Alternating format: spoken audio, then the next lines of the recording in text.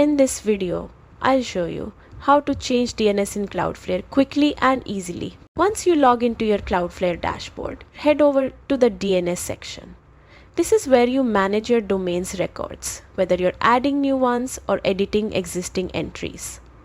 Your DNS settings control where your traffic goes, so accuracy here is critical. To add a record, click Add Record. To modify, simply find the existing entry and hit Edit. If it's no longer needed, choose Delete. Cloudflare supports A, CNAME, MX and TXT records, each serving a unique purpose. For example, A records point your domain to an IP, CNAME creates aliases, MX handles email servers, and TXT is often used for verification or security. When filling out the record, enter the name, the content such as an IP or domain, set the TTL, and choose whether to enable Cloudflare Proxy or keep it DNS only.